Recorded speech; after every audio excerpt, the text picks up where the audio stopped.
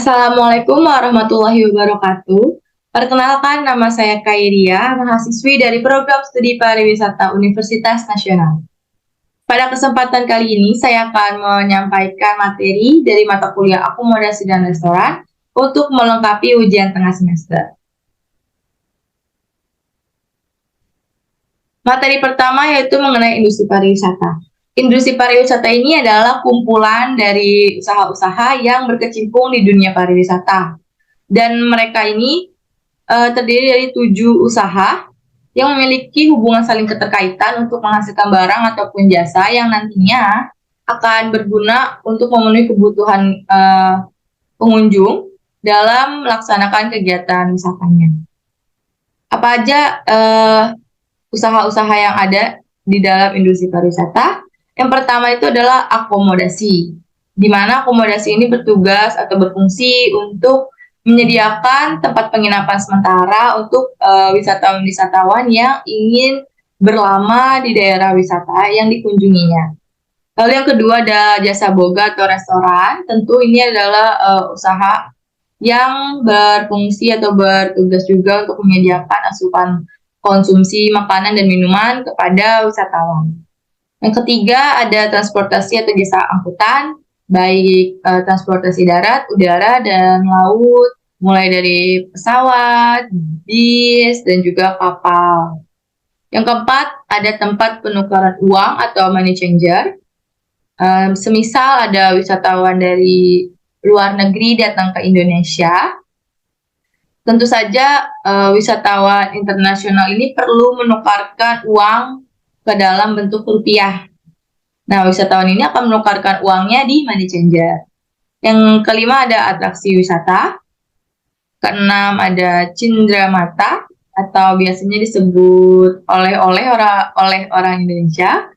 Yang ketujuh ada biro perjalanan. Selanjutnya ada akomodasi. Akomodasi adalah tempat bagi seseorang untuk tinggal sementara. Nah, akomodasi ini nggak cuma satu jenis, tapi ada beberapa jenis, mulai dari hotel. Untuk hotel ini terdiri dari hotel bintang 1 sampai bintang 5 ya biasanya. Lalu ada lodgement. Lodgement ini penginapan yang dikenal dulu sebagai hotel melati bintang 1 sampai bintang 3. Dia menggunakan seluruh bangunannya untuk disewakan kepada wisatawan atau tamu yang ingin menginap.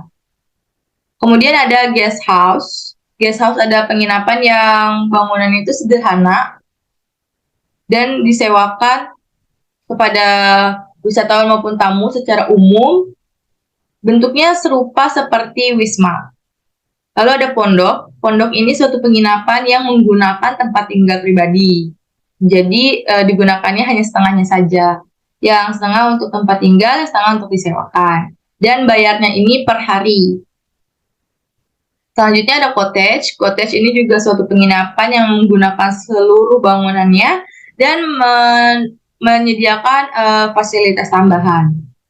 Fasilitas tambahannya itu seperti adanya sepeda yang diperbolehkan atau diizinkan untuk digunakan oleh tamu untuk jalan-jalan di sekitar area hotel. Kemudian ada inn. Nah, bedanya inn juga menyediakan fasilitas ekstra, tapi tidak berbayar. Contohnya seperti di Jogja, itu ada pembuatan batik dan ada guru pelatihnya untuk membatik. Nah, di ini tamu nggak perlu bayar lagi untuk jasa diajarkan batiknya oleh guru yang sudah ada di sana. Selanjutnya ada perkemahan.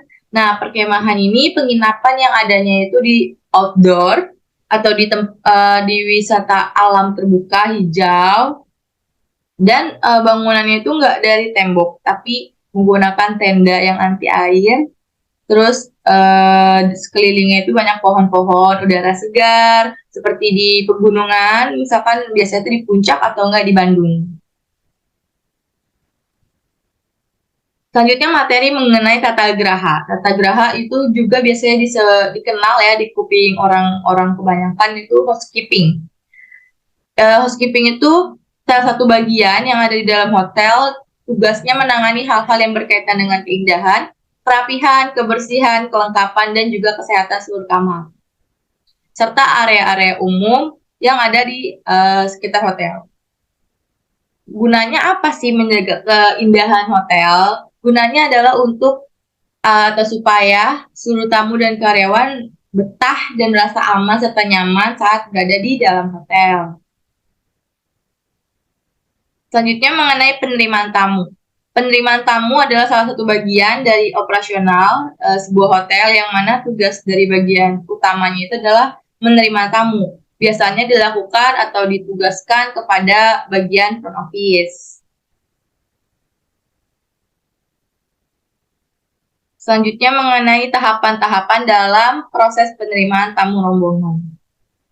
Tahapan-tahapan dalam penerimaan tamu rombongan antara lain pihak luar hotel seperti travel agent, company, atau airline akan melakukan pemesanan dengan berbagai cara disertai daftar nama rombongan. Setelah itu, pihak hotel dalam hal ini grup koordinator akan menindaklanjuti dengan memasukkan data ke dalam grup reservation form dan grup rooming list. Untuk proses detailnya, Guest Relation Officer atau disingkat GRO akan memberitahukan kepada head waiter agar dipersiapkan welcome drink, lalu waiter membagikan minuman kepada anggota rombongan setelah sebelumnya GRO telah memberikan minuman kepada salah seorang anggota rombongan secara simbolis yang dianggap sebagai rasa hormat. Lalu GRO meninggalkan rombongan menuju meja Daty Manager atau biasa disingkat sebagai DM dan menyatakan bahwa anggota rombongan siap mendapatkan kunci kamar. Kemudian Daty Manager dan Tour Leader bersama-sama menuju ke lounge. Tour Leader membagikan kunci kamar kepada tamu rombongan. Setelah itu anggota rombongan akan mendapatkan kunci dan Tour Leader menandatangani Master Registration Card dan menyerahkan dokumen Group of Reservation dan Master Registration Card. Setelah itu dokumen of Group Reservation dan Master Registration Card oleh Daty Manager diserahkan kepada salah seorang resepsionis yang sedang bertugas untuk ditindaklanjuti. Terakhir, resepsionis kemudian memasukkan nomor kamar tamu ke dalam komputer untuk proses check-in. Setelah semua enter, berarti semua tamu sudah in. Resepsionis menyimpan Master Registration Card ke dalam bill rack dan dokumen of group reservation dimasukkan ke dalam arsip. Dengan demikian, proses kedatangan rombongan telah selesai. Sekian presentasi materi yang dapat saya sampaikan. Mohon maaf jika banyak kekeliruan dan kesalahan atau masih banyak informasi yang kurang. Mohon dimaklumi. Wassalamualaikum warahmatullahi wabarakatuh. Terima kasih.